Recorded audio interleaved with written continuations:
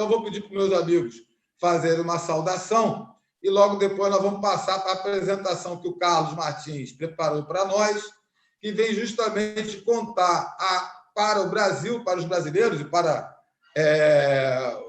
portugueses que eventualmente estejam aqui nos assistindo, vai contar para nós como foi a evolução e o planejamento do saneamento em Portugal nas últimas décadas, de modo que essa evolução possa servir de exemplo, de inspiração, de modelo para o Brasil. Esse é o tema do nosso evento de hoje, agradecendo aí os nossos convidados e também agradecendo a nossa audiência.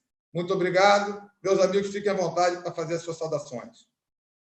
Bom, deixa eu agradecer, é um prazer estar com você, Walter, com o Carlos também, muito legal, agradeço bastante a oportunidade e vamos aprender um pouco com o Carlos, ele é uma experiência ímpar, né?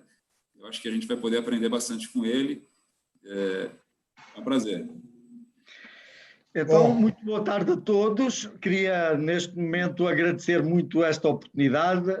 Eu diria que é, sobretudo, uma partilha, porque todos nestas sessões acabamos por aprender muito uns com os outros e é, sobretudo, essa motivação que me leva a estar aqui mais uma vez convosco. É a troca de experiências entre as comunidades técnicas dos dois países e com a expectativa de que desta reflexão possam sair boas políticas públicas setoriais, porque isso será seguramente muito bom, quer para o povo português, quer para o povo brasileiro. E, portanto, e seguramente para o mundo, tanto mais que o Brasil tem uma população que, quando algo de bom acontece em termos ambientais, tem reflexos à escala global. E, portanto, é sempre com muito entusiasmo que me entrego a esta, para mim, quase harmoniosa reflexão que ao longo dos últimos já 10 anos, 12 anos, vou tendo com a comunidade brasileira e que espero possa cada vez mais dar frutos dos dois lados deste Atlântico. E posto isto, eu iria então fazer aqui a apresentação que preparei. Vou tentar, em cerca de 40, 45 minutos, contar uma história que leva 25 anos e depois, naturalmente, ficar um pouco à disposição para fazermos aqui uma reflexão e um esclarecimento sobre alguns temas que mereçam melhor aprofundamento. Bom, então começaria por vos dizer que gostaria de chamar a atenção para uma questão que tem a ver com a arquitetura institucional e também com o contexto. Não é muito raro que, devido a uma escala completamente diferente, Portugal com os seus 10 milhões de habitantes, o Brasil com os seus 220 milhões, possamos muitas vezes esquecer alguns desses detalhes. E, portanto, eu gostaria de chamar desde logo a atenção que essa diferença eventualmente pode se esbater se pensarmos que a Federação Brasileira tem 26 Estados e um Distrito Federal e que a União Europeia tem agora também 27 Estados, com a saída do Reino Unido. Já quanto a municípios, o Brasil terá mais de 5.500 e Portugal tem apenas 308. Mas isto para dizer que talvez seja bom termos esta noção de princípio. Mas também ter a noção de que, tendo Portugal uma população significativamente mais pequena, ela é maior do que 21 desses Estados brasileiros e é praticamente igual à do Rio Grande do Sul ou do Paraná ou até de Pernambuco, por exemplo. E, portanto, eu diria que estas experiências têm, se calhar, muita relevância quando avaliadas até numa lógica Estado a Estado, em termos de políticas públicas estaduais. Posto isto, dizer-vos também que entendo que o planejamento estratégico é uma peça-chave para passar à ação. É muito arriscado avançar sem se saber para onde se vai avançar e que caminho se quer seguir. E, portanto, ter um quadro de responsabilidades das autoridades públicas e privadas e dos privados, quais são os recursos que vamos alocar e as metas e objetivos que queremos conseguir, eu diria que é uma questão chave inicial, sob risco de, no entusiasmo de querermos fazer alguma coisa, podermos ter grandes desilusões. E, portanto, é essa estratégia que nos vai dizer quem é que faz o quê, como é que vai fazer, quando e com quanto, ou seja, com que recursos. E isto, talvez agora no Brasil, tenha até bastante substância, porque acabam de aprovar uma nova legislação para a área do saneamento e o Plano Nacional de Resíduos Sólidos está em discussão pública. E, portanto, isto até aguça o engenho para, de alguma maneira, esta reflexão ser oportuna. Mas também em Portugal estamos agora a preparar para planos para o setor da água e do saneamento no período 2030 e estamos também a rever o plano estratégico dos resíduos sólidos para um período da próxima década. Dar nota também que, ao nível do planejamento, e seguindo aquela lógica que comecei por vos traçar, poderemos pensar que aquilo que são leis federais no Brasil são as nossas diretivas europeias, aquilo que são os vossos planos estaduais são planos setoriais a nível de Portugal, e depois temos planos operacionais de natureza regional, tem a ver com consórcios, sejam eles consórcios de água, saneamento ou consórcios para a gestão dos resíduos sólidos urbanos. E, finalmente, a escala municipal, que tem planos muito orientados à ação e àquilo que são as competências municipais em cada uma destas três dimensões. Portanto, eu diria que o planejamento é aquilo que nos vai, de alguma maneira, com base em problemas que identificamos, traçar aquilo que são as soluções que em cada caso são as melhores para ultrapassar. E engane-se quem pensa que essas soluções têm um caráter universal.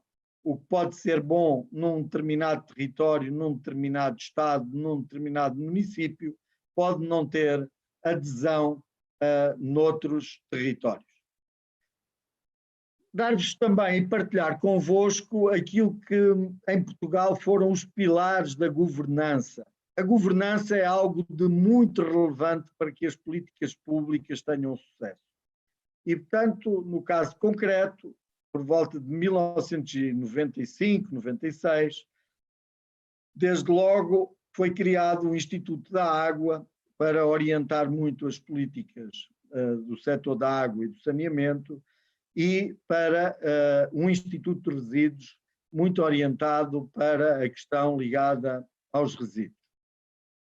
Com base nessa modelagem institucional, dizer-vos também que a cadeia operacional foi dividida naquilo que nós em Portugal chamamos alta e baixa. A alta fazendo, no caso da água, a produção e a grande tratamento e a grande distribuição da água, e a baixa geralmente na esfera dos municípios. No que diz respeito ao saneamento, o contrário. Portanto, os coletores próximos dos cidadãos são dos municípios, mas os grandes intersetores, os grandes sistemas de interseção e os grandes sistemas de tratamento estão na esfera daquilo que nós designamos a alta, sistemas de natureza regional. Nos resíduos, a coleta ficou do lado dos municípios e a gestão das infraestruturas em empresas regionais para tentar ganhar economias de escala e lidar melhor com temas que, à escala municipal, dificilmente têm uma solução adequada. Foram também criadas e clarificadas as regras de participação dos capitais privados para evitar uma eterna discussão de qual é o papel dos privados em cada um dos setores. portanto, também isso ficou clarificado quase desde o início em termos legislativos. Um outro pilar foi a criação de empresas públicas estaduais para prosseguir as políticas públicas e, portanto, a criação das Águas de Portugal e da Empresa Geral de Fomento, que mais tarde veio a ser uma subholding das Águas de Portugal para a área dos resíduos. E eram estas empresas, 100% públicas, que depois, juntando o seu capital aos municípios, no caso os municípios com 49%, criavam consórcios regionais. A outra possibilidade era os municípios organizarem-se internamente, criando consórcios inteiramente com capital municipal ou partilhado com capitais privados, sempre com maioria do capital público. Foi criado também um regulador setorial para águas e resíduos, que faz a regulação económica, leia-se aqui também a regulação tarifária e define, através de critérios universais, os níveis de serviço que estas entidades têm de cumprir perante os cidadãos e perante os seus clientes. Finalmente, o quarto pilar, um modelo também muito claro de apoio ao financiamento, sabendo-se quais eram as verbas num determinado período, geralmente perto de uma década, qual era o valor que o Estado se dispunha a financiar, as regras que deviam de ser observadas nesse financiamento, quer ser regras de atribuição, mas também as regras de controlo sobre o uso desse financiamento e avaliação de resultados, naturalmente. Bom, então eu agora iria falar da primeira década, mais ou menos entre 96 e 2006, que corresponde ao primeiro plano da área dos resíduos, e vou começar pelos resíduos, porque geralmente a área dos resíduos é sempre aquela que começa mais frágil. Os nossos países, conheço também o Brasil, já têm uma situação relativamente mais evoluída no que diz respeito à água e até ao saneamento, e eventualmente um pouco menos desenvolvida naquilo que é os resíduos, e portanto vou começar pela questão dos resíduos. Neste período que leva já quase 25 anos, a grande questão que estava em cima da mesa era a questão lixão zero.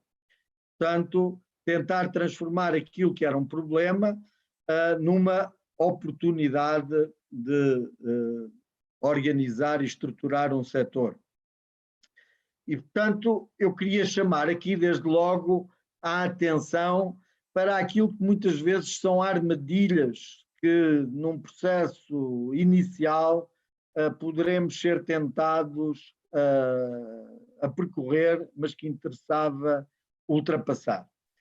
E na área dos resíduos, algumas dessas armadilhas, eu diria logo, a primeira é acreditar que tudo se resolve com um novo marco legislativo.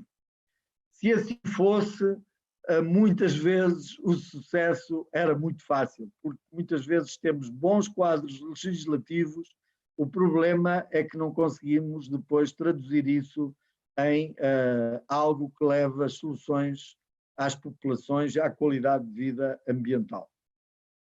E, portanto, eu diria, o novo marco legislativo, ou um marco legislativo muito sólido, é uma condição essencial, mas não é uma condição suficiente.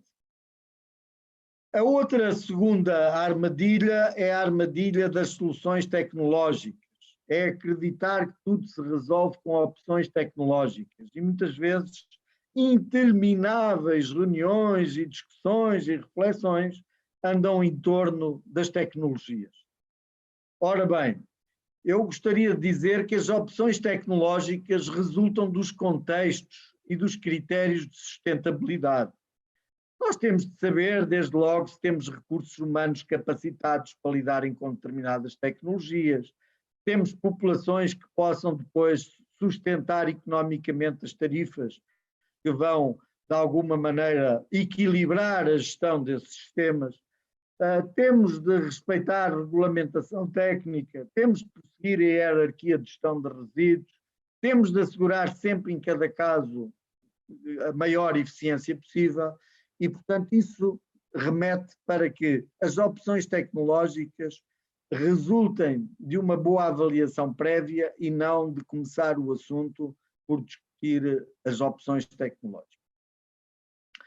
A outra questão também é uma solução voluntarista. Muitas vezes acreditamos que tudo se resolve com iniciativas dos atores que temos em presença, sem que elas estejam devidamente integradas.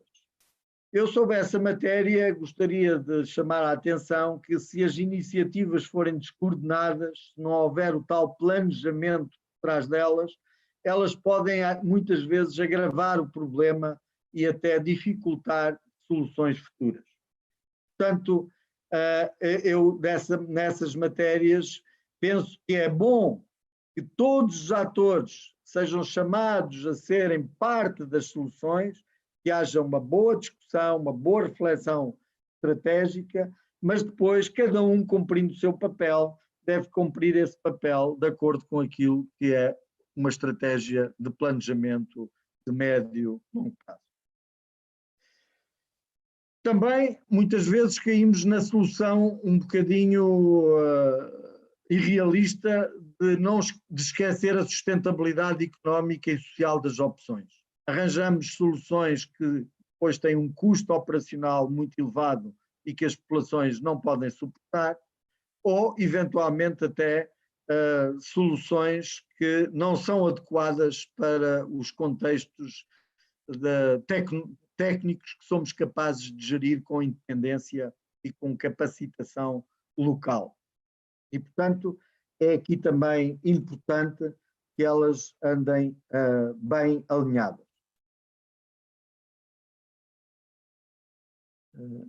Portanto, diria que a sustentabilidade económica deve estar na base quando modelamos os modelos de negócio para as soluções que queremos de política. Finalmente, a solução um bocado ingênua. A solução ingênua é ignorar a importância dos decisores políticos, sejam eles nacionais, regionais ou locais. Uma solução nestas áreas só pode ter sucesso se houver um grande empenhamento dos decisores políticos e políticas de médio e longo prazo. E, portanto, a importância que tem a política de financiamento, de localização de infraestruturas, capacitação técnica de recursos humanos, de regimes tarifários sustentáveis, só é possível de ser cimentada quando os decisores políticos estão ganhos para a gestão dos resíduos de uma forma muito empenhada. Voltando agora um pouco aqui à questão destes 25 anos em Portugal, dizer-vos que muitas vezes algumas autoridades até internacionais quase que remetem para um ato de magia. O que nós conseguimos em tão pouco tempo não tem paralelo quase em nenhuma parte do mundo. Mas de facto aqui não há magia nem houve magia. Houve uma circunstância de em determinado momento se conseguirem conjugar muitas vontades e portanto é esse resultado que acabou por determinar a mudança. Portugal, na época de 96, não era reconhecido por ser tecnologicamente avançado na gestão integrada de resíduos. Tinha tido algumas tecnologias no passado onde fomos muito bons. Não era seguramente marcas e patentes ou até na capacitação de recursos humanos deste setor que nós estávamos em 96. Mas hoje Portugal é reconhecido no setor dos resíduos sobretudo pela performance que foi conseguindo e pela forma como assegurou o cumprimento de objetivos e de metas que foi traçando. E felizmente hoje já são muitas as empresas portuguesas que conseguiram desenvolver tecnologia e aplicações para intervirem no mercado internacional na área dos resíduos sólidos, e isso é motivo de grande satisfação. Em Portugal, em 96, para terem uma ideia, praticamente o panorama era termos lixeiras, mais do que uma em alguns municípios, cada uma dessas bolinhas vermelhas que aí podem ver, são lixões que nós tínhamos ativos. E esses 341 lixões eram os lixões onde tinha destino todos os resíduos urbanos, saúde, industriais, ou seja, não havia praticamente uma alternativa que tecnicamente e ambientalmente fosse boa para destinação de resíduos sólidos. E os problemas são evidentes, consequências ambientais no solo, no ar, nos recursos hídricos, e, portanto, a principal linha de força que seguiu o primeiro plano estratégico foi mudar o paradigma e encerrar todos os lixões. E para isso identificou-se uma vontade de mudar de rumo, foi feito um conjunto de planos para as várias áreas produtores de resíduos, modelos de financiamento e de controle e depois um processo que periodicamente faz uma avaliação, uma reorientação das políticas. Ao fim de 5 anos, Portugal encerrou os 341 lixões que tinha, construiu uma rede nacional de infraestruturas respeitando valores ambientais e promoveu um sistema de coleta reversa de vários fluxos especiais, pneus, óleos, embalagens, equipamentos elétricos e eletrónicos, etc. E, portanto, eu diria que o que vale a pena reter é que nós procuramos, com base em apoio de técnicos especializados e consultores, muitas vezes externos, capacitar os nossos recursos, desde logo os da administração pública, mas também das nossas empresas privadas, dos gabinetes de projeto, etc., com capacidade para desenvolverem soluções. Integramos aquilo que nos pareciam ser as melhores tecnologias, sem nunca correr o risco de termos produtos-chave na mão. Nenhuma instalação nossa de gestão de resíduos é uma instalação associada a uma determinada marca ou uma determinada empresa. Temos em cada uma delas uma mistura de tecnologias, aproveitando o melhor que há em cada uma das suas áreas principais. Desde logo aqui também uma questão. Identificamos quem eram as áreas e os produtores de resíduos que levavam resíduos para os lixões e a maneira de resolver este puzzle foi criar o princípio da responsabilidade do produtor. Associámos a cada um destes fluxos os responsáveis pela produção e para cada um deles fizemos um plano e regras específicas. Portanto, ao contrário do que é uso no Brasil, em que fazem geralmente um plano que integra as várias valências, nós dividimos em planos estratégicos de resíduos urbanos, resíduos de saúde, resíduos industriais, fluxos especiais, etc. E assim temos interlocutores diferentes. Tanto nos hospitalares temos o Ministério da Saúde, nos industriais o Ministério da Economia e as empresas, nos urbanos os municípios e assim sucessivamente. Naturalmente que diferentes produtores, diferentes resíduos levam a diferentes estratégias e a diferentes soluções. Uma área também que mereceu a nossa preocupação desde a primeira hora foi a ausência de competências específicas que tínhamos. E, portanto, a capacitação dos nossos recursos mereceu desde a primeira hora a atenção da administração pública central, municipal, dos órgãos de regulação, dos projetistas, dos empreiteiros e depois das empresas que se constituíram para a gestão de resíduos, que na época eram quase inexistentes e que hoje são um importante fator da economia portuguesa. Também foi, desde logo, caracterizado o que ficaria na esfera mais pública e aquilo que ficaria na esfera privada. Desde a primeira hora, os atores económicos e as soluções serem gizadas com esses princípios claros. Neste momento, vamos já para praticamente o 5º plano. Nós tivemos um primeiro PERSU até 2006, de 2006 a 2017 um segundo, já com outro tipo de preocupações. Aqui o objetivo já não era encerrar os lixões e construir infraestruturas ambientalmente corretas, mas era valorizar o biogás, aumentar a recolha seletiva, produzir combustíveis derivados de resíduos, criar soluções para os resíduos industriais perigosos, aumentar o número de coletas seletivas e de sistemas de logística reversa. Em 2017 a 2020, o plano que ainda agora temos, PERSU 2020, e agora estamos com um PERSU 2020 revisitado e a fazer a elaboração do PERSU 2030. Naturalmente, já com outro tipo de preocupações.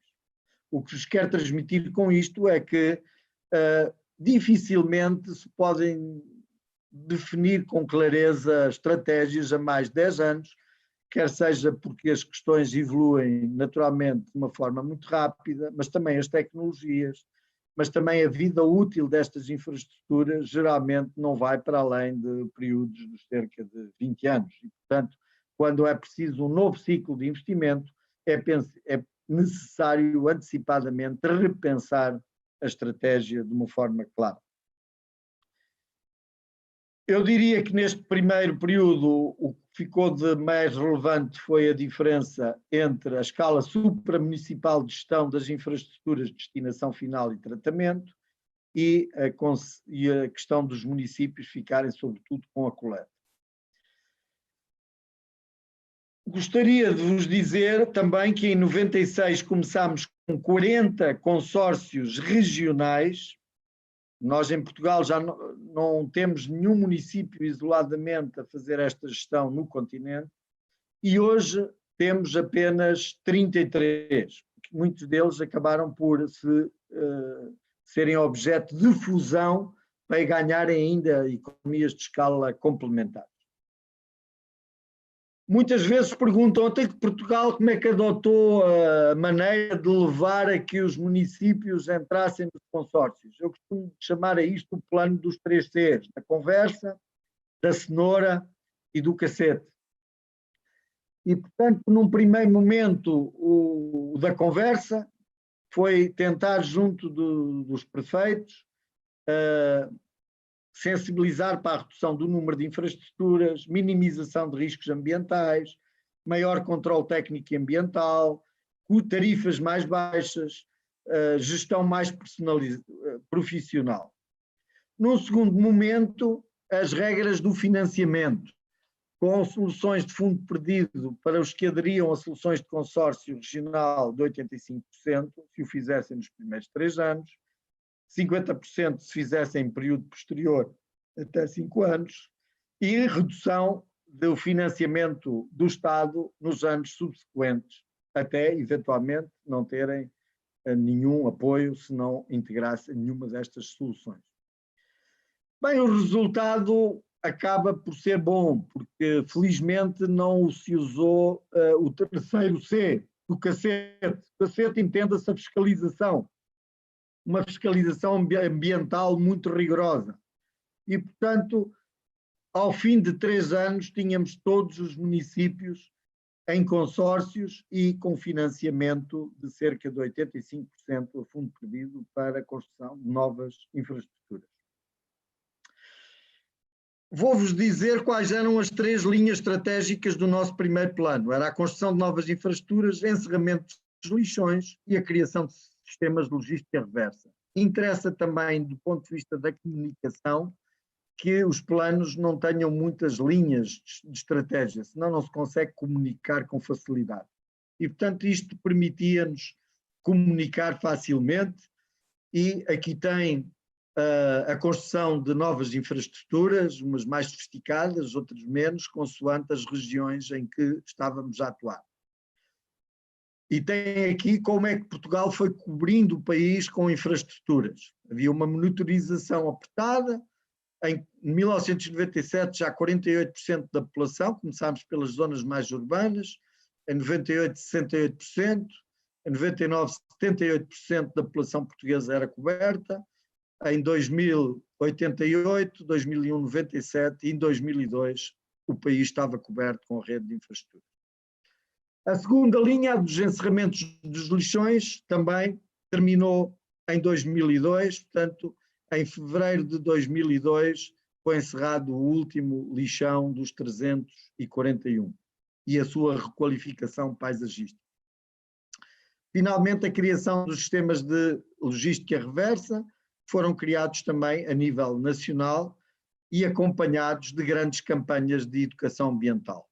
Não basta criar a infraestrutura, é necessário criar a sensibilização dos cidadãos para mudar os seus comportamentos. E esse trabalho foi feito com municípios, com os consórcios, com os gestores dos próprios fluxos especiais, as escolas, as organizações não governamentais de ambiente. É um trabalho que nunca tem fim, porque a sensibilização e educação ambiental é algo que deve ser permanente nas políticas públicas de ambiente. Então eu repetiria, desculpem, neste segundo ciclo, nesta segunda década, o nosso tema central era valorizar os materiais. Já tínhamos concluído com sucesso a primeira etapa e agora interessava valorizar cada vez mais os materiais que rejeitamos no nosso dia-a-dia como cidadãos. Tem aqui na área metropolitana de Lisboa a caracterização dos resíduos e é fácil ver que praticamente 80% dos resíduos que colocamos todos os dias à nossa porta podem ser suscetíveis de valorização. E, portanto, essa foi a aposta desta segunda década, com um investimento agora de 880 milhões de euros, 88 euros por habitante. Estamos a falar de cerca de 10 anos, portanto, isto dá em média 8 euros habitante em cada ano. Portanto, isto muitas vezes eu uso estes números para desmistificar um pouco também as questões do financiamento e para não ficarmos muito reféns. Custa mais depois a questão da sustentabilidade do que encontrar as verbas para fazer as infraestruturas iniciais do processo. Naturalmente que as verbas aqui já eram encaminhadas para valorização energética, valorização orgânica, a valorização energética, sobretudo do biogás dos próprios aterros e, portanto, e para novas triagens automáticas, uma vez que a recolha seletiva aumentou muito e os sistemas manuais já não eram suficientes para dar resposta a essa nova realidade. Portanto, quando se chegou a 2017, já tínhamos uma rede nacional muito importante de infraestruturas, que já cobria todo o território em todas as valências e em todas as questões, eram respeitados os padrões mais elevados da União Europeia em matéria de ambiente. Bom, mas por volta de 2017, depois da crise que Portugal viveu ali entre 2011 e 2014, verificou-se que, por exemplo, uma linha estratégica que é da prevenção tinha tido um efeito mais por via da crise económica do que propriamente o comportamento dos cidadãos. Ou seja, isto comprovou que a captação e a produção de resíduos está muito associada àquilo que são os rendimentos das famílias e os seus consumos. E é fácil ver que com a retoma económica voltou a haver um aumento de produção de resíduos, ainda que, felizmente, com um índice de crescimento abaixo daquele que historicamente tínhamos conhecido, o que quer dizer que as pessoas são hoje ambientalmente mais responsáveis. Mas encontramos dificuldades, desde logo, por exemplo, valorizar os CDRs, não encontramos resposta nas empresas que os podiam valorizar, porque eles tinham muita umidade, tinham alguns componentes que não eram muito bem triados e, portanto, dificultavam essa valorização, nomeadamente nas cimenteiras, e também porque alguns países europeus colocavam cá CDRs a um valor até mais interessante do que os nossos próprios, mercê da taxa de gestão de resíduos não ser suficientemente atrativa neste domínio. E havia uma estagnação da coleta seletiva.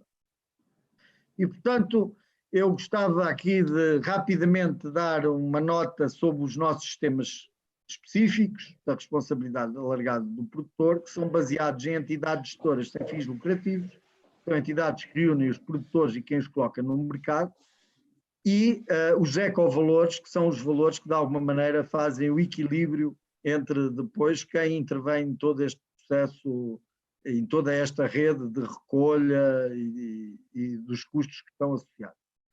Portugal tem já um conjunto de fluxos específicos cobertos, muitas vezes até mais do que uma entidade gestora, e a título de exemplo tem aqui a da logística das embalagens urbanas, e eu diria que Portugal seguiu um modelo que é o mais tradicional na Europa, mas há vários países que seguiram outros. Aqui não interessa tanto o modelo, interessa é que eles atinjam resultados bons. Tem aqui o número de aderentes, a taxa de retoma dos resíduos urbanos de embalagens. Nos resíduos hospitalares houve uma revolução, praticamente nenhum queimador hospitalar cumpria normas de queima, tiveram de ser todos encerrados e construídos de novo duas grandes unidades. O melhor que fizemos nesta matéria foi a capacitação do pessoal hospitalar, porque só com essa capacitação reduzimos para metade a quantidade de resíduos hospitalares perigosos, ou seja, uma boa triagem é o essencial para termos aqui uma boa gestão neste domínio, e para isso temos de ter médicos, enfermeiros, pessoal auxiliar muito bem capacitado. Tem aqui as unidades que nós temos e as capacidades instaladas em Portugal, por várias regiões, com tratamento físico-químico e com incineração, posto na incineração obrigatória. Nos resíduos industriais, Portugal até 98 exportava para países europeus para cumprir as regras, não tinha unidades em Portugal. A partir de 2008 e sobretudo 2010 passou a ter centros para responder a praticamente mais de 95% de resíduos perigosos. Quer seja com co-incineração ou co-processamento, quer seja em aterros específicos para resíduos perigosos. Não vou agora detalhar muito isso, mas chamar a atenção sobretudo para o que é hoje a governança pública, passados estes 25 anos. Ela está centrada em torno da nossa Agência Portuguesa do Ambiente, articula-se com autoridades regionais, que nós designamos de CCDRs, com uma Inspeção-Geral do Ambiente, e a MAOT, com um regulador, a ERSAR, e com organismos dos ministérios dos vários tipos de resíduos, a economia, a agricultura e a saúde. A economia tem ainda uma fiscalização própria, que é das atividades económicas, que também intervém neste processo, de uma forma significativa. Em resumo, na área dos resíduos, eu diria que as políticas públicas resultarem de estratégias setoriais muito participadas, de um bom planejamento público, de uma regulamentação ambiental sólida, de uma boa regulação económica das concessões, da responsabilidade dos produtores e de uma boa fiscalização e controle ambiental. Se não houver fiscalização e controle ambiental, haverá sempre tendência para que algo não corra bem e para que esta arquitetura seja posta em causa. Portanto, juntando a isto que já disse, as taxas ambientais são também aqui um instrumento. Nós temos a taxa de gestão de resíduos, que é um instrumento que ajuda a que se cumpra a hierarquia de resíduos, taxando aqueles que são operadores que escolhem soluções que ambientalmente são menos adequadas. O forte empenhamento dos decisores foi, como disse, essencial e felizmente aconteceu. A história não terminou, hoje estamos confrontados com novos desafios, metas mais exigentes e uma transição para uma economia circular que coloca agora novos desafios. E hoje Portugal está confrontado com, sobretudo, 2 grandes desafios. A valorização dos seus biorresíduos, que será seguramente um tema muito, muito relevante na próxima década, eu diria o mais relevante, e o aumento da eficiência da coleta seletiva. Nós temos que praticamente duplicar aquilo que já conseguimos recolher através da coleta seletiva. E duplicar em 10 anos aquilo que já viemos fazendo em 25 é um exercício significativamente importante e exige muita cidadania e um esforço de grande sensibilização de todos. Ou seja, vamos ter a década de 2030 muito marcada pela ideia, já não do lixão zero, mas dos resíduos zero. Falar agora um pouco, e 10 minutos para terminar, da evolução do setor da água e dizer que ela não seguiu um percurso muito diferente do resíduos. Ou seja, em 1903, estamos a falar de pouco mais de 100 anos, tem aqui uma fotografia dos jagadeiros no Largo de Chafariz dentro. As pessoas iam aí colocar água e vender na cidade a água ao domicílio das pessoas, mas através de barris e de bilhas de água. Portanto, esta era uma profissão, a profissão de aguadeiros. Mas também tem aqui em Loriga, no centro de Portugal, fontanários públicos que foram construídos, imaginem-se, com financiamento de imigrantes portugueses no Brasil, neste caso em Manaus. Ou seja, eles estavam lá, mas a pensar na terra da sua origem e a financiar na sua terra natal um sistema de abastecimento público de água. Isto aconteceu muito em Portugal, não só com imigrantes do Brasil, trouxe esta por exemplo, mas outros noutros lados do país e do estrangeiro. Já muito mais recentemente, em 72, a distribuição domiciliária de água só servia 40% da população, o acesso a redes de saneamento era 17% e o tratamento dos esgotos era só de 2,5% da população portuguesa. Ou seja, estamos em 72, aqui a falar bem mais próximo dos nossos tempos. Bom, a evolução institucional e o modelo institucional foram ao longo do tempo conhecendo vários modelos legislativos. Hoje Portugal tem um naipe alargado de possibilidades de organização empresarial, pública, mista, para atuar, ou privada, para atuar nos sistemas de água. E, portanto, tem havido aqui um percurso muito significativo ao longo destes últimos 25 anos, sobretudo, uma vez que tudo isto começou a partir de 1993, é que se alterou significativamente o quadro de referência. Dizer-vos que também aqui segmentámos o mercado em alta e baixa. Alta, como vos disse, a produção de água, o tratamento e o fornecimento aos municípios em grandes reservatórios, e depois os municípios com empresas em baixa, através de operadores privados, gestão direta municipal, empresas municipais ou empresas plurimunicipais. E, portanto, o modelo, desse ponto de vista, tem algumas parecenças. Também aqui a chave do sucesso tem muito a ver com essa governança. Dizer-vos que em 1993 o serviço de água, os níveis de atendimento na água já eram relativamente razoáveis, mas ainda assim com grandes falhas no norte do país e na zona do Alentejo, mais a sul, e no saneamento eram muito incipientes.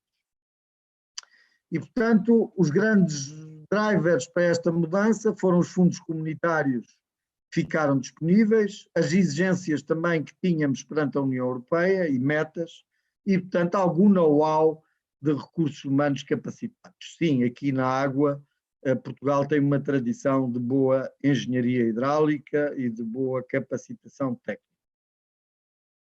E, portanto, a década de 90 foi muito marcada por nova regulamentação, por criação de muitas empresas regionais, pela criação de um regulador e pela aprovação e alinhamento do tal plano estratégico, Pensar 1. Depois, uma segunda década em que as empresas foram, sobretudo, criadas no interior de Portugal, em zonas, do ponto de vista de povoamento, com mais problemas e também do ponto de vista social. E, se quisesse resumir num único slide, dizer que numa primeira etapa, de 93 a 99, os problemas de primeira geração era criar, sobretudo, maior eficácia e uma boa eficácia na aplicação das disponibilidades financeiras para o setor. No segundo período, 2000-2006, já se percorreu um período mais marcado por aumento de eficiência, ou seja, agora que já temos os grandes investimentos realizados, vamos geri-los bem, com eficiência. Um terceiro período, de 2007 a 2013, marcado por verticalização destes sistemas, ou seja, junção de alguns deles para ganhar economias de escala, e agora estamos a viver um período marcado, sobretudo, pela procura da sustentabilidade económico-financeira e por procura de eficiências já em áreas muito mais específicas, como a energia, os reagentes, o aproveitamento tecnológico e, portanto, incorporando cada vez mais tecnologia nos processos, mercê do grande avanço que nessa matéria tivemos em Portugal e, de uma maneira geral, no mundo. Ao longo deste período, dizer que Portugal atuou num primeiro momento nas grandes áreas metropolitanas, num segundo momento, como vos disse, nas zonas que tinham ficado com problemas para resolver numa década posterior, sobretudo do interior.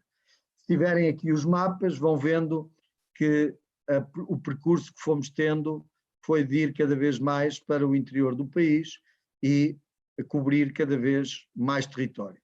Hoje as Águas de Portugal já cobrem no abastecimento de água quase 7,5 milhões de habitantes, uma boa parte dos 10 milhões, e no saneamento também um valor que ultrapassa os 6 milhões. Estes números eram de 2015, já estão superados. Queria ainda dizer-vos que a regulação do setor é algo muito relevante. O papel da Autoridade Nacional da Água no que diz respeito à regulação ambiental, o papel do regulador da ERSAR na regulação económica, da Autoridade da Concorrência para cumprimentos das leis da concorrência e também a arquitetura e integração disso com a avaliação dos planos estratégicos leva a que hoje em dia haja uma sólida cultura de governança do setor da água em Portugal. Ela é baseada sempre em planos estratégicos, à medida que vamos aprovando em cada década ou períodos próximos da década novos planos, por regimes jurídicos relativamente estáveis e que vão cimentando e adaptando-se às questões e às circunstâncias, e dos regulamentos e recomendações do regulador que cada vez mais são obrigatórios. O nosso regulador é um regulador independente na tradição da regulação americana do setor das utilities. Portugal, como vos disse, partiu em 1993 com 80% da população com água em casa e 30% com saneamento. Em 2011 já tinha 91% da população abastecida e 76% das pessoas já eram servidas com serviços públicos de águas residuais e com tratamento adequado, e atualmente, 2020, atingiram-se aquilo que eram as performances desejadas para o ano, ou seja, 95% na água, que já está agora próximo dos 98%, e já se ultrapassaram os 90% no saneamento.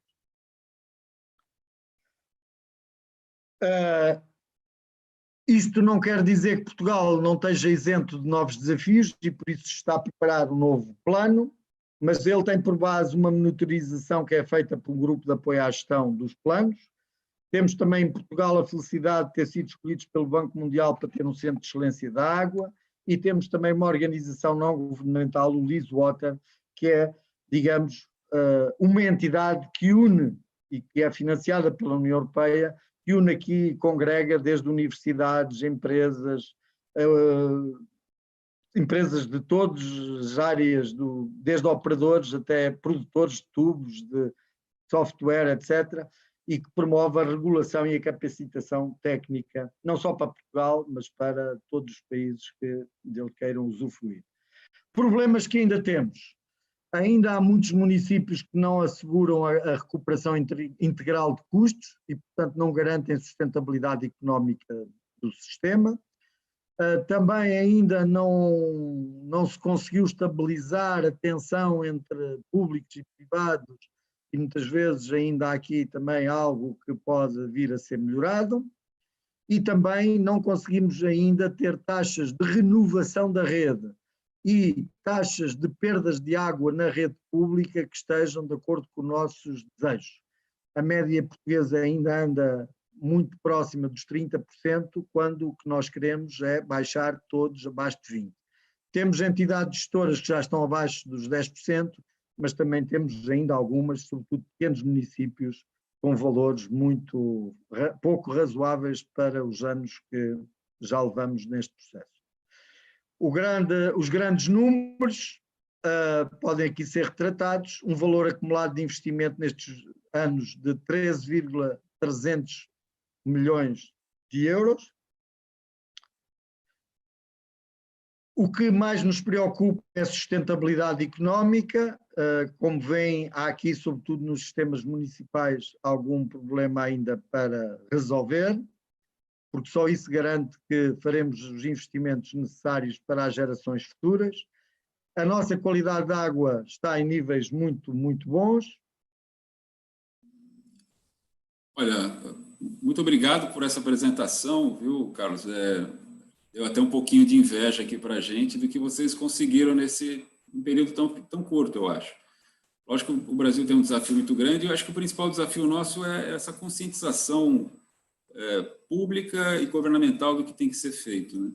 Eu acho que porque assim, o acesso a todas as técnicas, né, do que vocês estão fazendo, a gente também tem, então a gente também saberia fazer tudo isso, né? Temos, por exemplo, o Walter, que tem uma tecnologia de ponta para tratamento de chorume, que já está atuando aqui no Brasil. Então, o que a gente sente aqui realmente é a falta de querer fazer, né? Eu acho que vocês conseguiram isso é bárbaro. Acho que é a nossa principal luta. A gente atua aqui, eu mexo com isso há 34 anos, e a gente sente que é isso, a gente sabe como fazer, né? Eu creio até que temos recursos para isso, temos agora um novo marco regulatório, mas há que se ter uma vontade de fazer. Acho que é muito importante a gente pensar no saneamento de uma forma integralizada. Eu acho que vocês estão num passo bacana sobre isso, porque a gente tem a questão do esgoto, tem a questão da água tratada, tem a questão do lixo urbano, tem a questão da geração de energia. Essa questão da geração de energia no Brasil é muito preponderante, porque a gente depende muito de hidrelétricas, então há uma intersecção de recursos hídricos para geração de energia e para abastecimento. O Brasil é um país de vocação agrícola, então a gente também usa muita água aqui para irrigação, e a tendência é usar mais ainda. A gente passa a ter uma questão de conflito pelo uso da água, que é uma coisa que já está acontecendo e deve crescer mais ainda. Por exemplo, a gente planta muito em São Paulo, né? São Paulo ainda é um estado produtor agrícola, e aqui nós temos 43 milhões de habitantes, né? Muitas indústrias, então começa a ter conflitos pela água. Eu acho que o exemplo português, você no começo da sua apresentação colocou muito bem, que a primeira questão é a pessoa achar, não, mas Portugal é um país pequeno, são só 10 milhões de habitantes. Não, mas espera um pouquinho. A gente tem regiões do Brasil com população similar, então o exemplo de vocês encaixa bem aqui, se pensarmos regionalmente, né?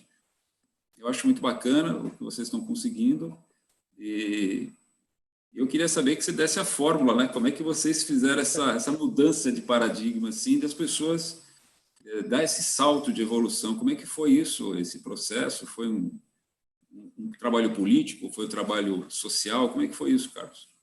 É assim, eu agradeço para já as palavras agradáveis que teve para com as nossas políticas públicas, mas para dizer o seguinte, eu de facto utilizei com bastante força a palavra vontade por contraponto à ideia de magia, porque não há varinhas mágicas para resolver este tipo de problemas, e de facto Portugal teve talvez três circunstâncias que eu diria que ajudaram a que as coisas acontecessem, e eu farei um comentário com aquilo que conheço e que vou acompanhando no Brasil, a cada uma delas. A primeira foi, de facto, a disponibilidade financeira. Mas eu tenho visto, e já a convite do Banco Interamericano de Desenvolvimento, já, sei lá, desde o final dos anos 90 que vou ao Brasil, na época ainda até o tema era muito ainda de elite técnica, não estava tão popularizado. Felizmente hoje eu vou ao Brasil, enchem-se salas com centenas de pessoas a discutir o tema de resíduos, o que quer dizer que ou na universidade, já há pouco tempo tive a oportunidade de estar numa universidade no Rio, num município próximo do Rio, onde a sala estava cheia, tivemos de, no dia a seguir, voltar. Isso é sinal de que esta nova geração está muito interessada em dar um salto. E isso é a primeira questão, é haver cidadãos que sentem a necessidade de que a qualidade de vida melhore, porque isso traz melhor saúde, traz mais turismo, traz mais qualidade de vida aos que aí estão, traz emprego, traz um emprego mais qualificado, mais atividade económica que produz bens para a outra economia. Os recicláveis no Brasil estão ainda a níveis muito precários e nós sabemos que o mundo vai ter escassez de matérias-primas dentro de pouco tempo. Mas voltando à conversa, portanto, financiamento, e aqui eu diria, como eu tive a oportunidade de dizer, o investimento per capita, se anualizarmos o investimento, é relativamente reduzido. Eu já tenho dito em algumas palestras aí no Brasil que o valor que gastamos no encerramento dos lixões, per capita, não representa um almoço. Portanto, o valor de um almoço, seja em Portugal, 10 euros, ou seja no Brasil agora 40 ou 50 reais, que o real agora desvalorizou um pouco, mas sejam, ou seja, é esse valor per capita que nos liberta do drama de estarmos a conviver com lixões. Portanto, o problema não está no investimento, o problema está em dar sustentabilidade à política, criar tarifas para os resíduos, para a gestão do dia-a-dia. Esse será seguramente o desafio que o Brasil terá de enfrentar, porque, pelo que vejo muitas vezes, há muita subsidiação do Governo Federal, dos Estados, colocado ao serviço do setor dos resíduos e depois, passado pouco tempo, na primeira crise, eles viram lixão. Eles são um aterro sanitário num primeiro momento e viram lixão passado 4, 5 anos, quando é necessário alocar recursos financeiros para lhe dar sustentabilidade. Eu ainda há pouco tempo tive a oportunidade aí, através também de uma destas lives, ver o meu amigo Penido apresentar a história dos resíduos e ver que já no início do século passado o Brasil foi dos primeiros países do mundo a ter uma central de incineração. O que é que virou? Virou arqueologia industrial. Já ninguém se lembra e virou um monte de sucata. Seguramente não é porque a tecnologia era má na época, é porque não lhe deram sustentabilidade, não criaram um modelo de negócio para dar sustentabilidade à solução. E, portanto, esse é o meu primeiro alerta, é criar modelos de negócio sólidos. Criar modelos de financiamento importantes. Uma regulação ambiental muito relevante. Eu sei que aí a atuação é mais pelo Ministério Público, julgo que nós aqui temos autoridades de ambiente com fiscalização que num primeiro momento fazem pedagogia e num segundo momento atuação. Ou seja, eu não posso chegar a um prefeito e dizer que ele no dia a seguir tem de ter uma infraestrutura ambientalmente correta. Eu tenho de lhe dizer assim, se você não tiver daqui a 2 anos, você perde o mandato.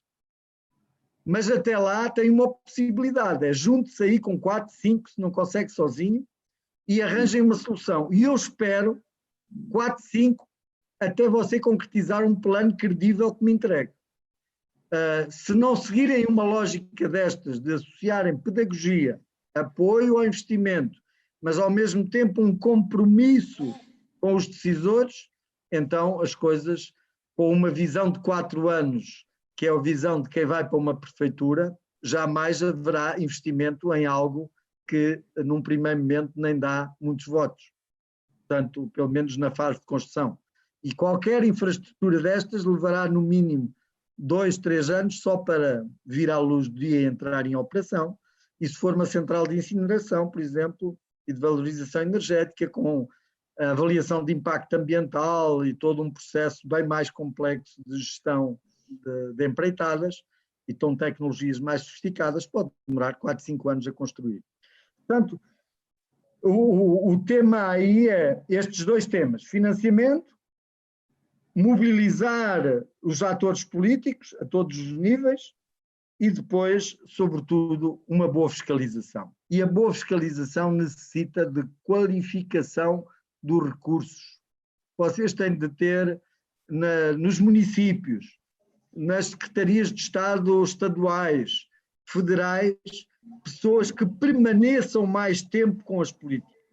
Não é raro para mim desenvolver alguns protocolos e quando estamos no momento de iniciar o trabalho, mudou o prefeito, mudou a secretária de Estado, mudou o governador e no dia seguinte, quando voltamos, ninguém sabe dos dossiês, tudo volta ao estaca zero.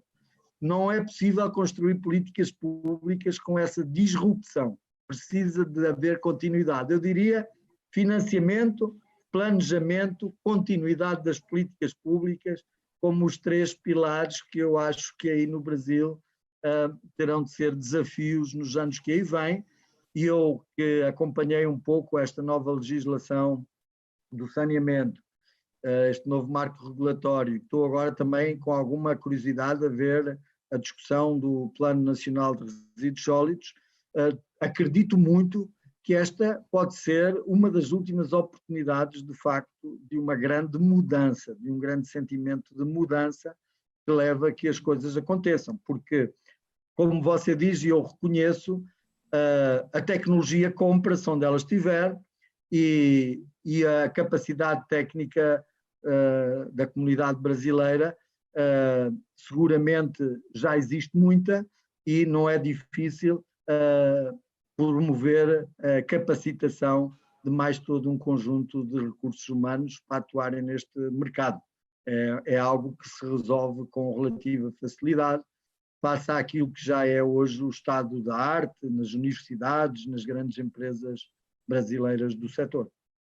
Muito obrigado. Muito bem, muito bem.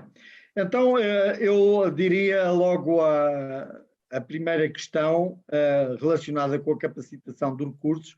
Como eu chamei a atenção, eu diria que a capacitação de recursos é essencial a todos os níveis. Desde logo, capacitação dos recursos humanos das entidades que vão licenciar e que vão, do ponto de vista da administração, monitorizar depois o planejamento, a execução das obras, a fiscalização, mas também a capacitação dos recursos de projetistas, de empreiteiros, a capacitação de recursos dos operadores destes sistemas, é algo que se impõe, porque se não houver essa capacitação, ficaremos facilmente reféns de alguns dos fornecedores, de algumas empresas em particular. Portanto, a tradição em Portugal é de uma certa autonomia, quer ao nível da manutenção, quer da operação, e, portanto, temos recursos humanos qualificados hoje para intervir em todos esses segmentos. As próprias universidades evoluíram muito com pós-graduações nesta área, e também a própria Águas de Portugal tem uma academia mais orientada para o setor da água, a Academia das Águas Livres, onde também tem desde pós-graduações até cursos mais de profissionais, mais operacionais, estes na área da água e do saneamento, mas na área dos resíduos também a própria Leasewater pode ser um bom parceiro, e as Águas de Portugal, na área da água, com certeza já tem tido experiências de estágios com muita gente de países de expressão portuguesa. O Brasil não tem essa tradição, mas Cabo Verde, Angola, Moçambique, frequentes vezes participam desses cursos. Dizer-vos o seguinte, relativamente às questões do preço por tonelada, eu vou usar um número muito redondo, que é para os números redondos ficam mais na nossa cabeça. Em média, uma tonelada de resíduos custa para gerir cerca de 100 euros, 100 euros tonelada. E nós sabemos que um português, em média, produz 300 e poucos quilos, portanto, uma família de 3 pessoas andará numa tonelada e pouco, próximo disso. Portanto, o que quer dizer que o custo de cada família seria dessa ordem de grandeza. Como é que se reparte esse valor? Cerca de 20% a 30%, depende das regiões do país, 20% a 30%, ou seja, 20 a 30 euros, às vezes pode ser um pouco mais, orientado para a destinação final e a gestão final, pode chegar a um valor um pouco superior, e cerca de 70% a 80% para a coleta. Também varia das regiões, se elas são mais densamente povoadas ou se estamos a falar de povoamentos muito dispersos. Mas como primeiro indicador, eu diria, este valor agora dos 100 deve ter passado nos últimos anos, um valor mais próximo dos 120, mas a última vez que eu tive a oportunidade de fazer essa contabilização média andava pelos 100, admito que agora ando nos 120. Quanto ao preço por 10 metros de água e consumo de água, eles andarão em torno de uns 15 euros por mês, e no saneamento também um valor muito próximo desse. Portanto, ou seja, se as pessoas tiverem serviço de água e saneamento, 10 metros cúbicos, em termos médios, poderão andar entre os 25 e os 30 euros de fatura mensal. Já os resíduos sólidos urbanos, as tarifas dos municípios, infelizmente, ainda não cobrem, na maior parte dos casos, todo o custo do processo e variam muito ao longo do território português. Mas, portanto, o que deveriam cobrar seria algo próximo, tendo em conta os 12 meses e que precisam de 120 euros, algo próximo dos 10 euros por mês. Admito que o valor cobrado seja um pouco inferior a isso e, portanto, os municípios estão a suportar, de alguma maneira, uma parte de todo o processo no que diz respeito aos resíduos. Reciclagem, sobre esse tema muito concreto, dizer que não conheço os detalhes dos recicladores e as tecnologias dos recicladores, porquanto o processo, no fundo, para quem gera os resíduos e a política pública, é assim, as empresas de reciclagem vão junto dos sistemas regionais fazer por licitação, no fundo, a compra dos materiais para reciclagem, nomeadamente dos plásticos. E depois serão vendidos a quem oferecer um valor mais elevado e, com base nisso, os recicladores utilizarão a tecnologia que têm. Pode ser até um país fora de Portugal. E estava a dizer que a participação da população é feita a 2 níveis. Ao nível das estratégias, elas são discutidas publicamente e geralmente as pessoas participam através de associações, organizações várias em que estão envolvidas, universidades, politécnicos, etc. E também podem, como cidadão individual, participar nas plataformas ou nas reuniões para divulgação dos planos.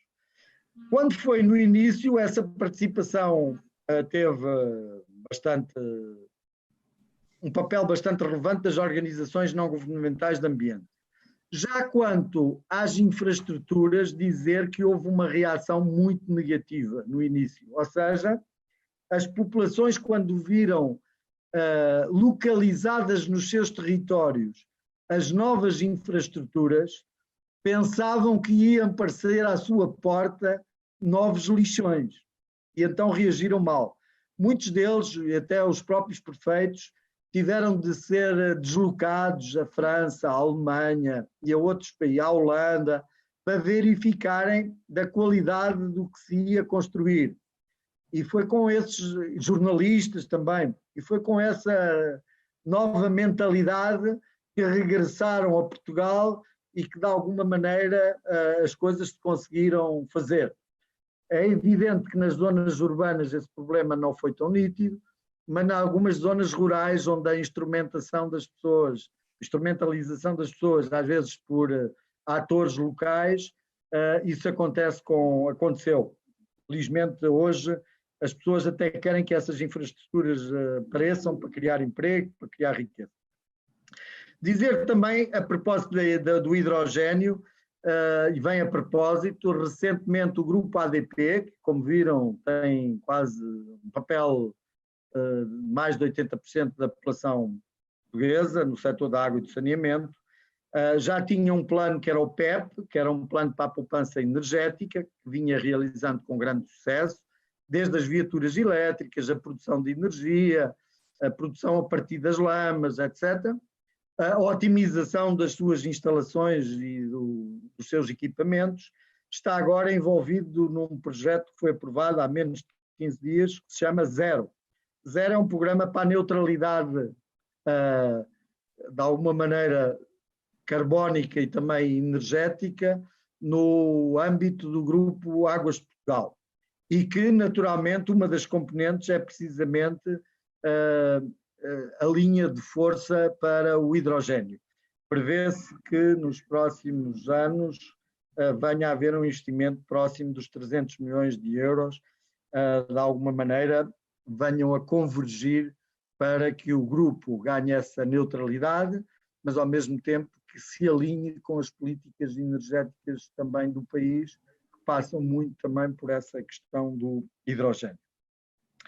E julgo que de uma maneira geral procurei responder àquilo que foram as principais questões. Estava a ver se deixei aqui alguma para trás, mas fico disponível, se não for hoje, quando acharem por conveniente, voltarmos a fazer alguma live mais centrada em algum tema específico, porque é sempre muito rico, muito estimulante fazer estas reflexões com os nossos colegas do Brasil, sempre com essa tal nota de que tudo o que pudermos fazer para melhorar as condições das nossas populações e as condições ambientais dos nossos cidadãos é sempre um passo importante e contem sempre comigo para isso. Obrigado, Carlos. Olha, você sabe que quando caiu a sua rede, eu estava justamente conversando aqui com o Pacheco sobre essa questão dos números. Eu acho que é muito importante a gente colocar as questões dos números, porque se eu chegar hoje, ou se o presidente da República, ou um senador da República chegar e disser aqui no Brasil que nós precisamos de 8 bilhões de reais para erradicar os nossos lixões, vai ser uma gritaria danada. E se a gente dividir os 8 bilhões de reais pelos 200 milhões de habitantes, nós vamos encontrar R$40, que é o preço realmente de um prato feito, o que a gente chama aqui um PF. Dá até para achar um PF de 15 prata, né, o Pacheco? Menos de 15 é difícil arranjar um PF, né? Mas é um número interessante. Os números são interessantes, porque quando você fala do valor global do desafio, é esse mesmo. Então, se nós pensarmos, vamos dizer que a gente vai pegar um PF de 15, vamos dizer assim, pegando a comparação de um PF de 15, multiplicando aí pelos 200 milhões de habitantes, nós vamos ter 3 bilhões de reais que vão ter que ser investidos para erradicar os nossos lixões. E aí a questão é, de onde vai sair os 3 bilhões de reais? Nós vemos o Ministério, às vezes o governo federal, os governos estaduais, a escala de investimento é muito menor. 10 milhões aqui, 20 milhões ali, 150 milhões ali. Quando que a gente vê que os números para poder enfrentar a erradicação de lixões está na casa do bilhão de real e não na casa do milhão de real. E aí eu devolvo para o Pacheco, perguntando ao Pacheco de como poderia se pensar em equalizar essa questão financeira, vendo que o valor per capita não é elevado, para conseguirmos 3 bi. Se considerar que a erradicação dos lixões vai custar 3 bilhões de reais, nós temos 15 reais por habitante, que seria, eu estou chamando do PF de 15, aquele PF mais popular, o prato feito mais popular. Como arranjar esses 3 bilhões de reais? E aí eu passo a bola para o Pacheco. Então, e tem um outro aspecto, que eu discuto muito isso, a gente faz muito trabalho aqui de reuso de efluente. Então, assim, por que uma indústria vai fazer o reuso do seu efluente? Ela vai gastar um pouco a mais para jogar fora? Na hora que ela começa a ver que fazendo o reuso do efluente ela tem um ganho real, ela começa a ver a coisa de uma maneira diferente. No resíduo sólido não é diferente. A gente, mesmo com um aterro, ou até mais com um processo de incineração para a produção de energia, você consegue, aliás, o Carlos coloca na apresentação dele, você consegue fazer dinheiro com aquilo, você consegue passar a ter ganhos com aquilo. Se a gente falar, então, em logística reversa, mais ainda. Então, se a gente começar a falar em aproveitar materiais que estão no lixo para uma reciclagem, você começa a ter uma receita sobre o lixo. Então, não é só que o pessoal vai colocar o dinheiro. Não, você pode fazer esse trabalho, inclusive de tratamento de esgoto também, gerar uma receita para isso, né? Você consegue minimizar custos operacionais também, aproveitando energia solar, aproveitando a própria energia dos processos de tratamento que você usa. Então, talvez essa conta fique até menor, né, de investimento. E aqui no Brasil, o pessoal tem uma certa restrição de pagar, aquela história. Se eu soubesse para onde vai mesmo o dinheiro, eu não teria problema de pagar, né? A gente dá muito exemplo da Europa. Então, você paga impostos altos na Europa também, mas lá você vê o resultado, né? E aqui a gente tem ainda um problema. A gente gostaria que esse dinheiro fosse carimbado. Então, falando, eu vou pagar 15 reais, mas ele vai mesmo, né, para esse sistema de acabar com os lixões. Então, eu dou. Não vou dar 15, não, vou dar 150. Né? Se vai mesmo para esse lugar, eu vou pagar. Então, é aquilo que a gente volta àquela questão da conscientização. A gente precisa, na hora de eleger pessoas do bem, né? Também não é tarefa fácil. Porque é o que eu falei, a gente sabe fazer as coisas, a gente tem acesso à tecnologia, o acesso à tecnologia, as melhores práticas operacionais, a gente tem acesso a todas elas, a gente, nesse aspecto está globalizado, está integrado, né? Você, Walter, eu repito, você trabalha com uma tecnologia de ponta, e a gente tem acesso a isso, o que você faz aqui é o que se faz de melhor em outros lugares do mundo. Então, o nosso problema realmente é de conscientização, de levar isso para as pessoas, né?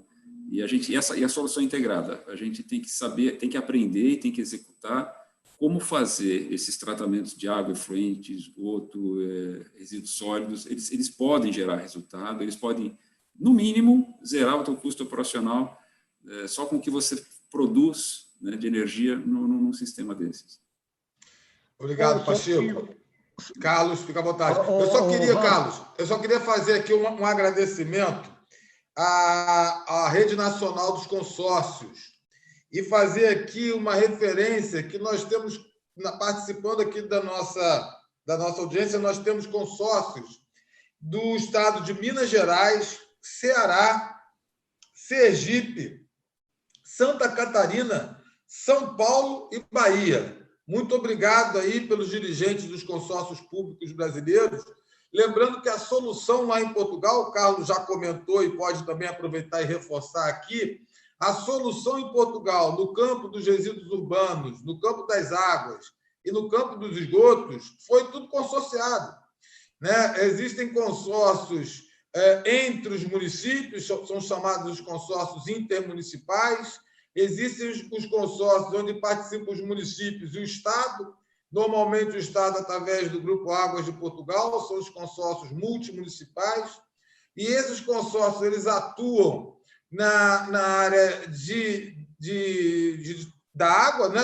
Da distribuição de água, do tratamento e distribuição de água, também de coleta e tratamento de esgoto, e também de coleta e tratamento de resíduos.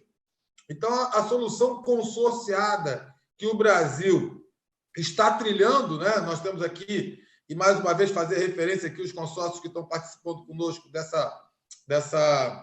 desse evento, né? Na verdade, não é uma grande novidade. Os arranjos territoriais consorciados também não são uma exclusividade de Portugal. Na França, na Espanha, outros países europeus, essa medida já é adotada. Então, um agradecimento aqui à participação de vocês e passo a palavra aí para o Carlos fazer seus comentários. Eu tenho aqui já uma outra lista enorme aqui de coisas para falar, mas, Carlos, por favor, faça uso da palavra. Não, só uma nota para sossegar o Walter sobre os montantes. É uma notícia boa. É que quando eu fiz aquela... Há de se lembrar quando eu disse que para toda a política dos primeiros 10 anos, que foi encerramento de lixões, construção de novas infraestruturas e lançamento da coleta seletiva, nós gastámos 117 euros por habitante, mas gastámos em 10 anos. Ou seja, essa refeição tem de ser dividida por 10, nem é 15, é 1,5, é uma sandes ao pequeno almoço.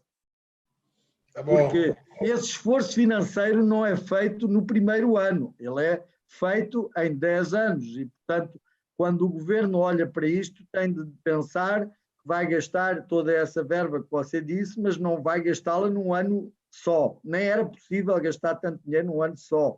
Não há capacidade de empreiteiros para fazer obra tão rápido.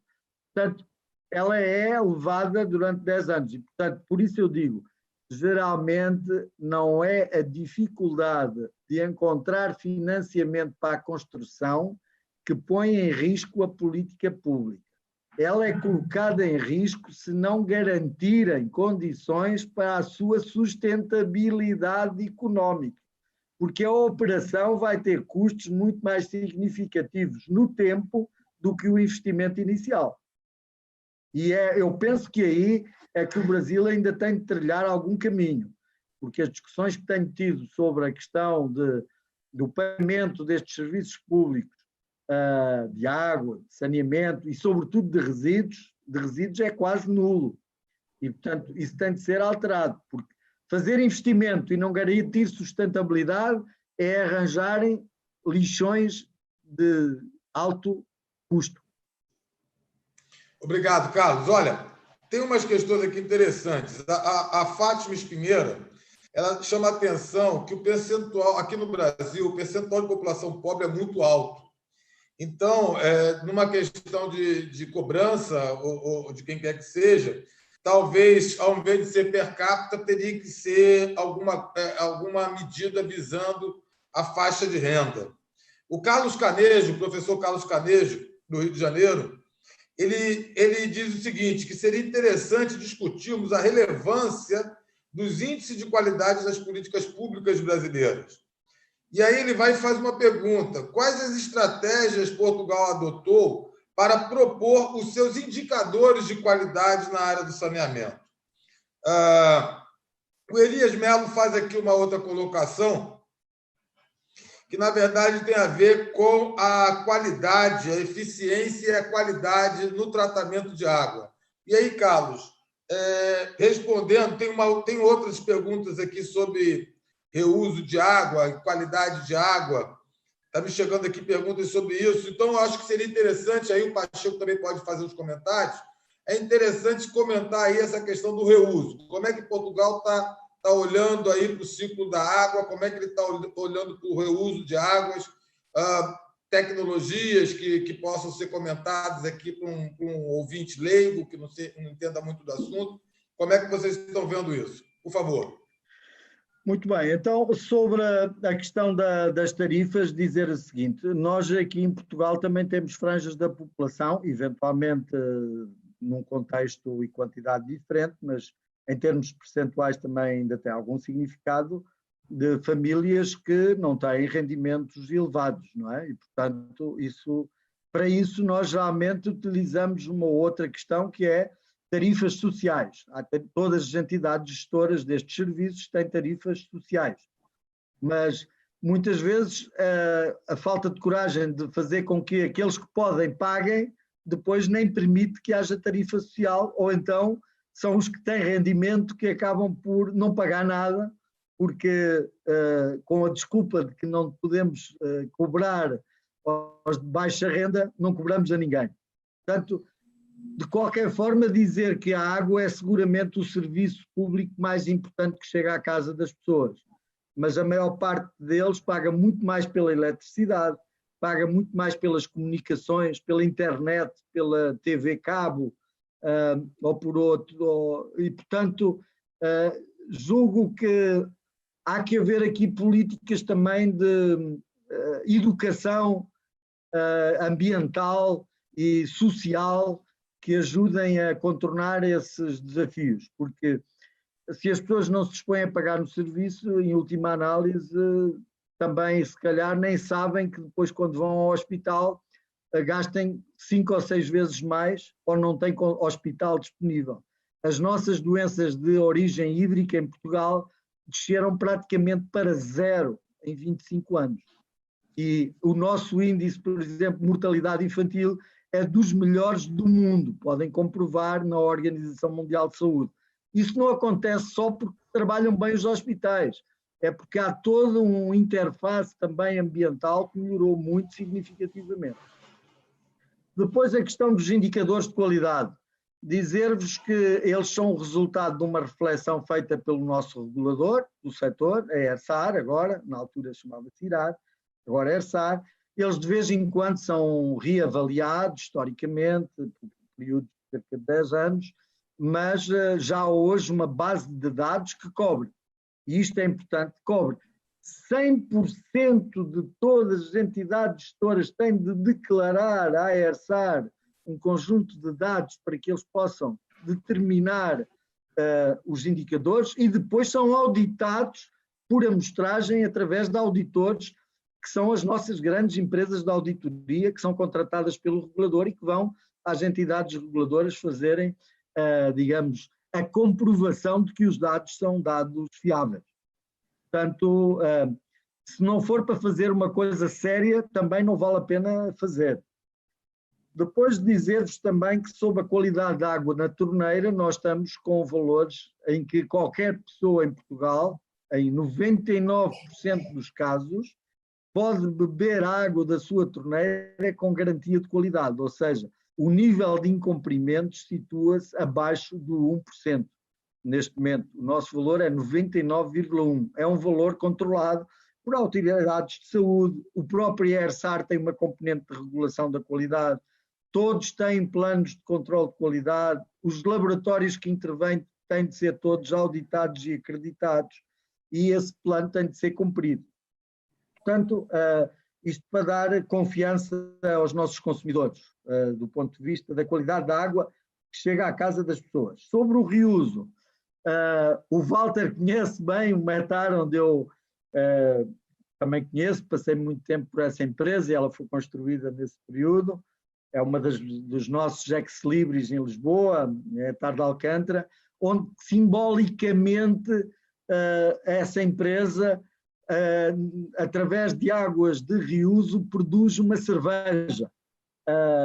Não é uma cerveja para fazer venda comercial, mas é para que as pessoas ganhem sensibilidade até onde se pode levar o nível de qualidade das águas tratadas. Em Portugal saiu agora recentemente, cerca de 2 anos, uma nova legislação para o reuso, que estabelece as categorias, os graus de risco, em face das categorias da água, as utilizações possíveis, e a meta é que se chegue a um mínimo de 20% de reutilização da água, numa lógica das alterações climáticas e das questões de escassez que a água vai colocar na Península Ibérica dentro de alguns anos. Portanto, No Grupo Águas de Portugal, naturalmente, como é o grupo que tem as grandes estações de tratamento de esgotos em Portugal, nós obrigamos a que estes planos sejam feitos nas 52 maiores estações de tratamento, que representam quase 80% dos caudais tratados em Portugal, e, portanto, é uma área em que o Grupo Águas de Portugal tem uma grande expertise, alguma já concretizada, como esta que eu referi nas águas do Tejo Atlântico, mas muitos outros projetos para irrigação agrícola, para rega de jardins, limpeza urbana, lavagem dos contentores dos resíduos em alguns municípios. Portanto, vamos começando a ter aí algumas experiências e estamos muito empenhados em valorizar. Da mesma forma, temos um plano para as lamas das estações de tratamento, os lodos das estações de tratamento de esgotos, no sentido de aumentar a produção de energia elétrica também a partir deles, para os colocar com garantias de qualidade na agricultura, e o Ministério da Agricultura, desse ponto de vista, é muito rigoroso na observação dos critérios com que eles podem ser, esses lodos depois tratados e compostados, podem ser colocados, e, portanto, há todo agora um trabalho que já leva, em alguns casos, alguns anos, mas que está agora a ser generalizado à medida que o tempo passa quase a todo o território de Portugal.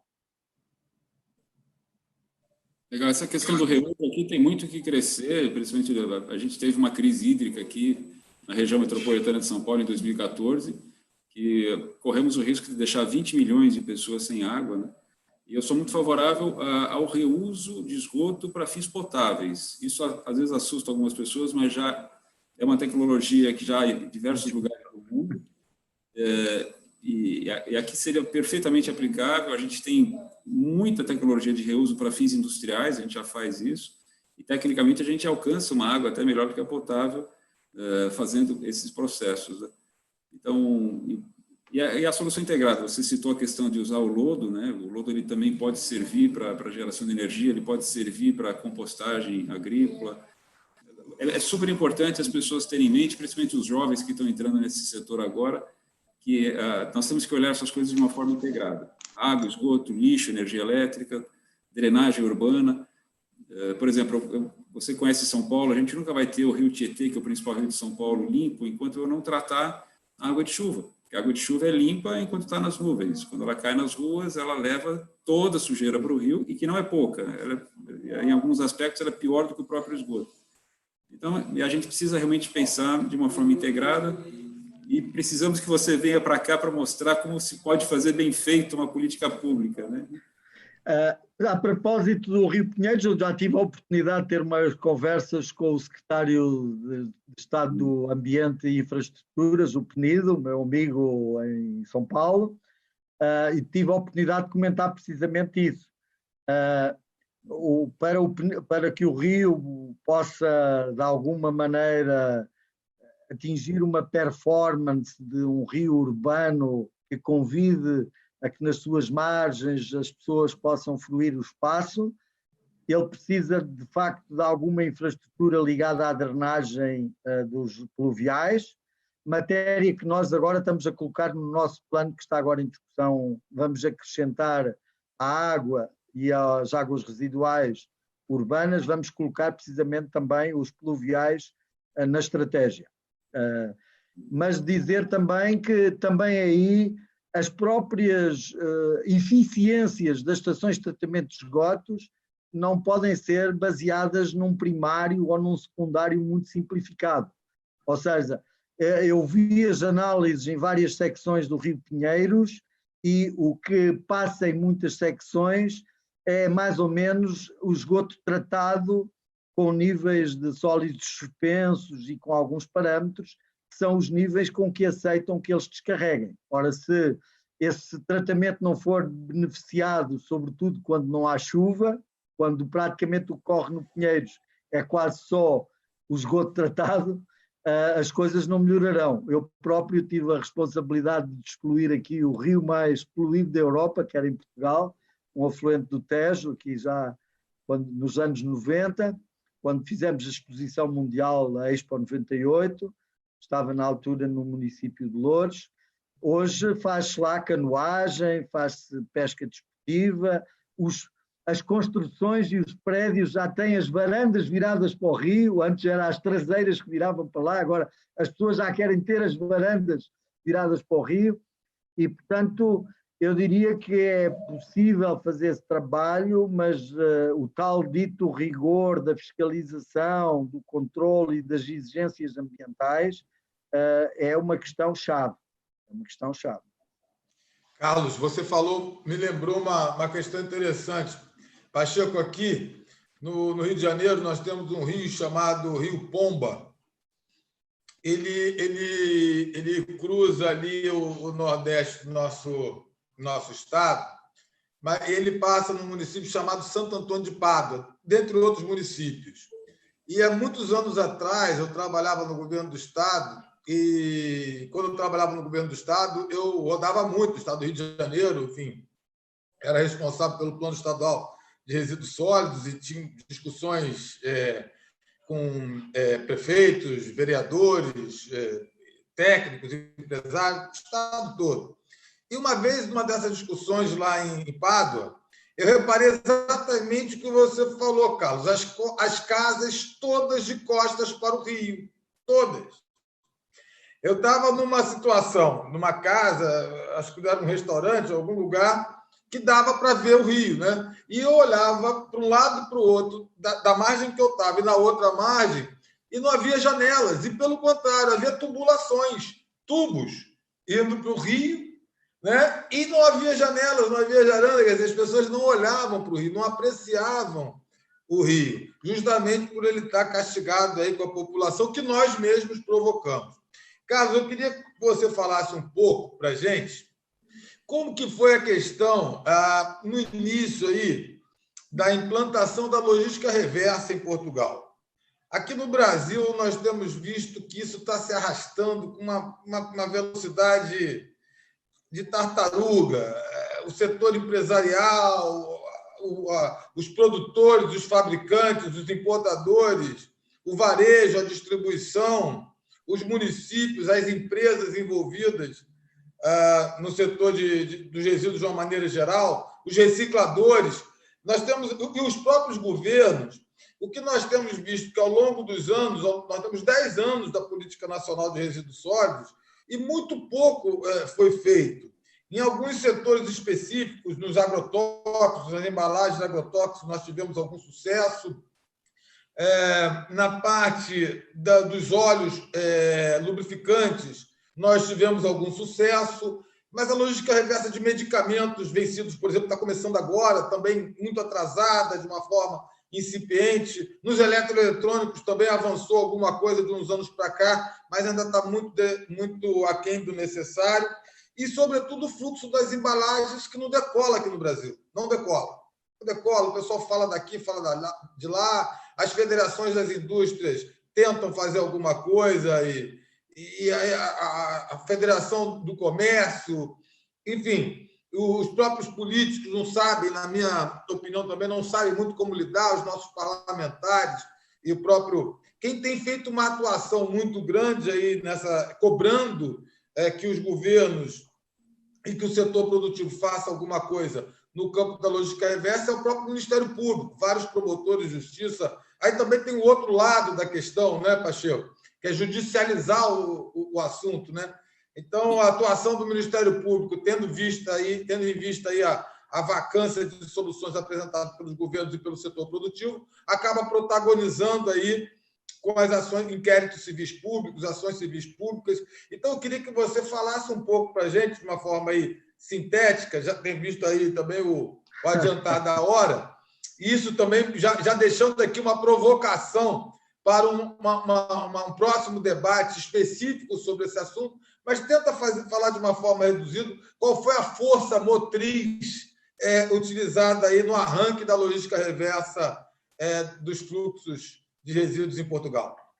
Bom, nós sobre essa matéria beneficiamos muito da circunstância das empresas que atuam no mercado europeu já terem uma tradição noutros países de responsabilidade alargada do produtor, ou seja, aquilo que viemos a fazer nós e a Espanha um pouco mais tarde, já era prática na França, na Alemanha, na Bélgica, de alguma maneira na Itália, no próprio Reino Unido, ainda com modelos diferentes, e também nos países nórdicos.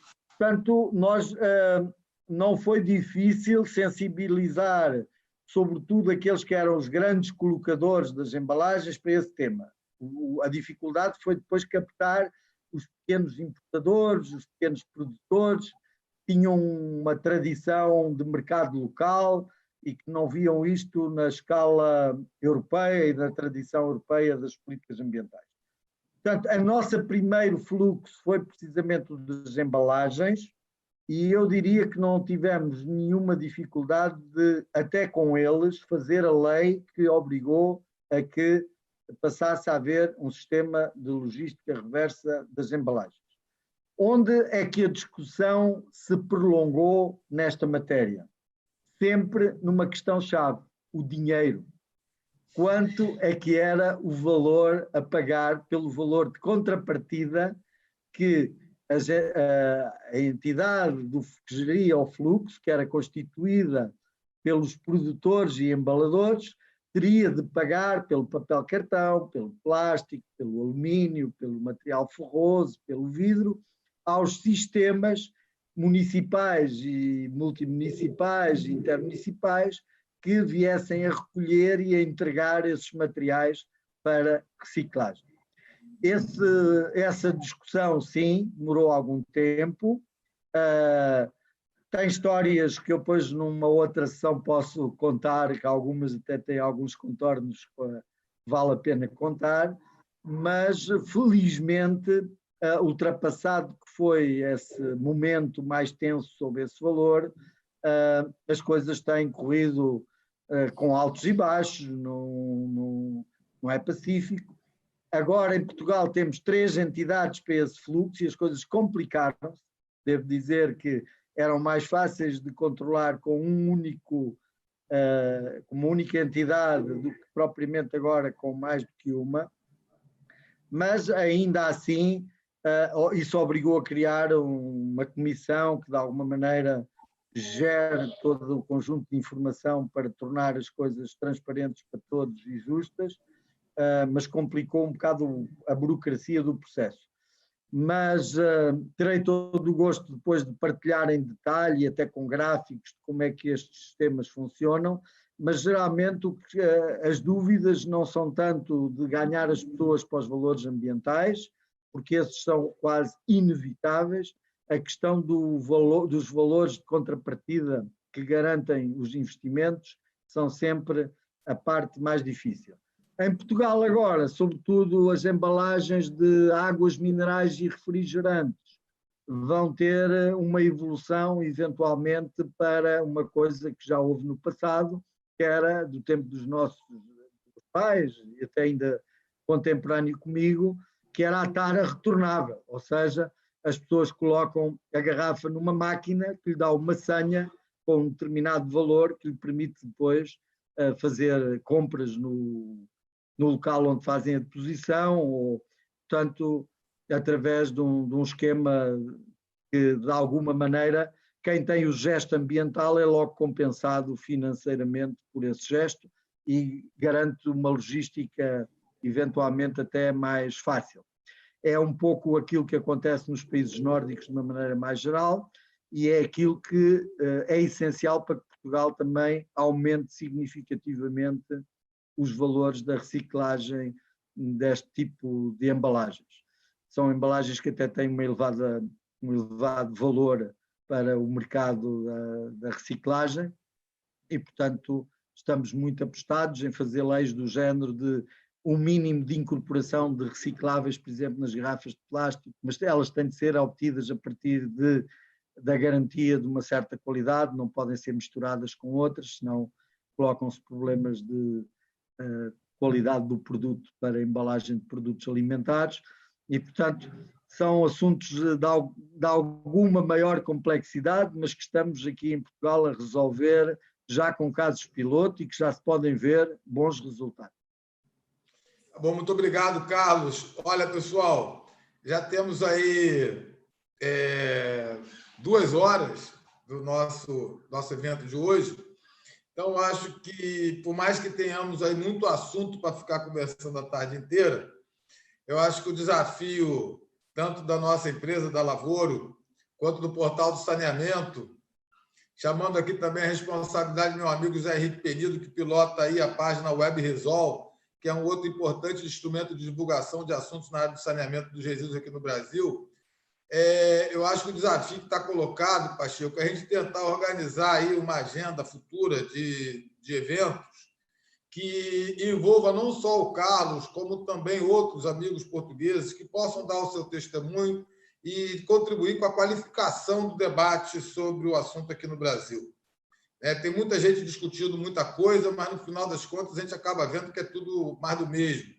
E a gente precisa pensar um pouco fora do quadrado para encontrar respostas para as perguntas que nós temos para fazer.